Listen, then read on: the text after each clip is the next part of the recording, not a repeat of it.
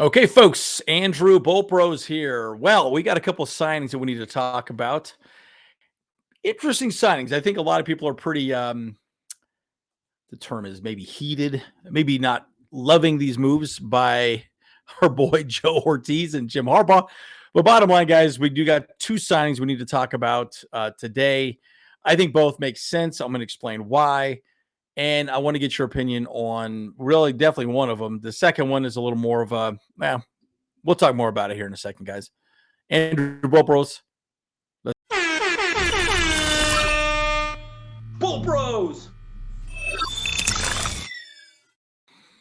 Okay, folks, as always, like and subscribe if you do enjoy the content. I'm Andrew Bros. So, our boy Joe Ortiz is cooking, and he did go out and get two signings this week, right? And again, I think largely due to injuries. Let's be very clear about this. This is not because these guys are going to be game-breaking signings, right? This is not going to move the needle a ton.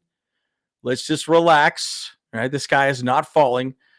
Well, we got injuries, folks, right? We got injuries. We got injuries that need to be discussed, right? And so we went out and signed Eli Apple. Oh, before you throw a tomato at Joe Ortiz's face and start questioning Jim Harbaugh for his choices, you got to understand, folks, we got a lot of people out. In fact, all three of our, major, corners are out, right? So we got Jasir Taylor, who is hurt. He's had a fibula issue for quite some time. We know Christian Fulton went down later on in the game. Derwin James specifically talked about this. This is why the fourth quarter was bad against the Broncos. When he went out, then we struggled a bit. And then we know Asante Samuel's on injured reserve, so he might be out for 4 weeks. We don't even know about Christian Fulton. Jasir Taylor, who knows, right? But again, we got two rookies in there right now, Cam Hart and clearly Tarheeb still have looked very good. But you need players, guys. You need bodies out there, and sorry, you're not going to put a linebacker as a corner, right? So you need corners, and so Eli Apple is 29 years old. He's a first-round pick in 2016. And he revived his career in 2021 and 2022 with the Bengals. And, I think played a very similar type of defense. Lou Anarumo is a very good defensive coordinator. I really think that, at the end of the day, I think he'll do a good job with the Chargers if, given the opportunity to play. And again, he's signed on the practice squad. So he's not, as it stands today, this moment, me doing this video today on Tuesday, he is not actually on the active roster. We don't even know, when or if he will be, actually elevated for the Cardinals game. We'll see how that plays out.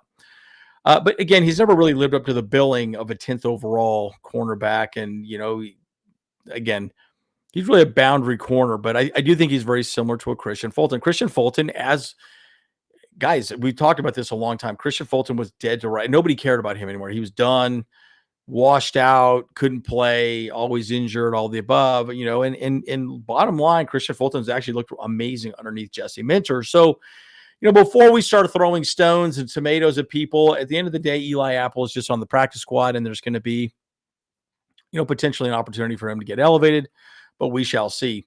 But again, what are your thoughts on this, right? I mean, I think bottom line, it'll be interesting to see if he gets elevated. I would say this, if he is elevated, they're probably just going to say, hey, bud, you're going to be playing nothing but man corner at this point. You are on that guy.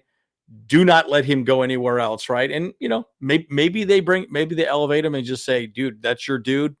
Wherever he goes, you are on him like white on rice, like ugly on an ape, whatever you want to say, So who knows if they do bring him up? I mean, he's probably not going to understand the playbook, a whole lot right out of the gate, but we shall see.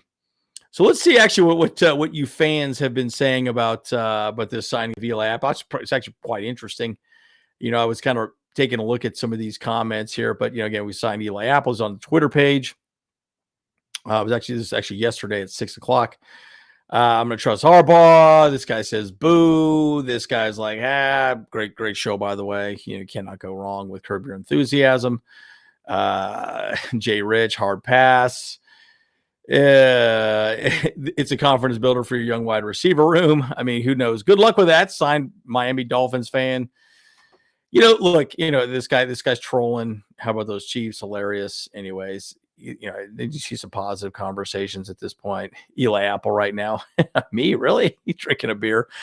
Look, my point is, at the end of the day, guys, you need bodies. We got three people out. 3 people out. Now that we did elevate Bottle off of our practice squad. Who knows if he's really ready to go? But you need bodies, right? If Christian Fulton's probably not going to play, which it looks like he's probably not going to play, you may as well go out and get a veteran. And you can say, hey man, lock down that guy. I don't care. You run everywhere with him. He is your man. Wherever he goes, you are all over him, right? I don't care. He's your guy. You can make it really simple like that, right? So again, Jesse Minter is a very smart defensive coordinator. Clearly, they're going to have a plan, so I do trust him as well, too. So, anyways, interesting thoughts about him. I don't know. I have kind of mixed feelings, but what are your thoughts below? Please leave a comment down below. I'm very curious to see what your thoughts are around Eli Apple in general. Now, I want to talk about the next signing that we have. And, this one's a little more interesting, well, in a kind of a weird way, right? But we got this guy signed here.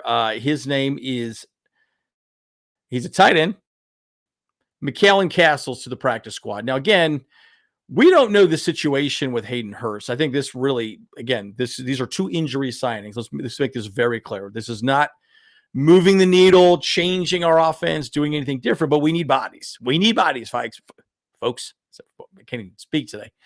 But again, we don't know how bad injury the Hayden Hurst is. He has a groin injury. He's unable to play. Again, he probably won't be able to play week 7. So they probably just looked at it and said, okay, well, who's the best tight end we can go get? Well, clearly this was the guy that they thought they could go get to potentially make a bit of a splash for the Chargers. And again, we run very heavy tight end sets.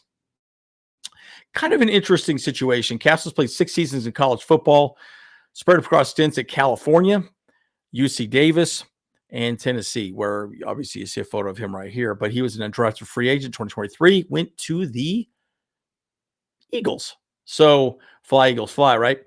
But, why is he a good pick for the Chargers potentially, right? Well, actually, let me before I have this conversation, let's just talk a little about this. Tennessee Castles caught 23 passes, 283 yards, 5 touchdowns during his season with UC Davis.